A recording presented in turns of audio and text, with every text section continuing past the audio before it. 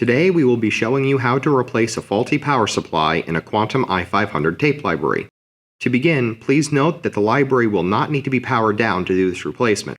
In the i500 power architecture, the supplies are usually redundant in each portion of the library, so if one of them fails, the library will keep operating without issue until the faulty supply is replaced.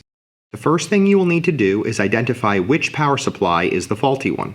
From the operator panel, look under the Library section. Here, you will see the power supply error.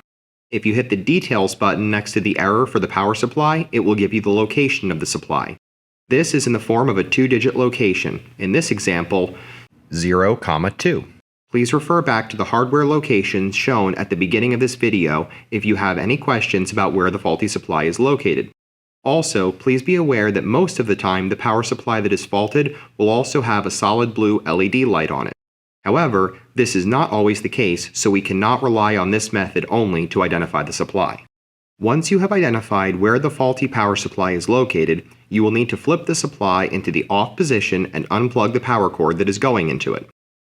Then, you fully loosen the two silver thumb screws that hold the power supply in. Once they are both fully loosened, you can use the handle of the power supply to pull it straight back and out of the library. You are now ready to install the replacement supply. Line up the supply with the small guides in the empty power supply channel where you removed the faulty supply from. Push firmly until the supply is fully seated into the channel and tighten both thumb screws.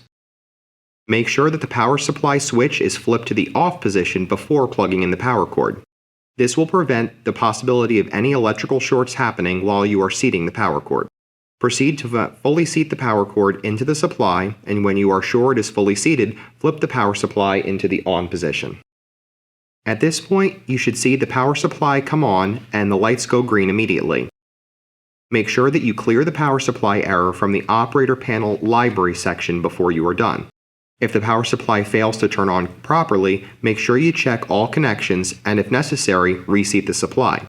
If the supply still fails to turn on properly, please open a ticket on the Rocket Plus customer portal. Thanks for watching. This has been another video by the Top 10 USA Video Production Team. We look forward to sharing more content with you going forward, so please check out our YouTube channel and please subscribe so that you get notified whenever we release a new piece of content.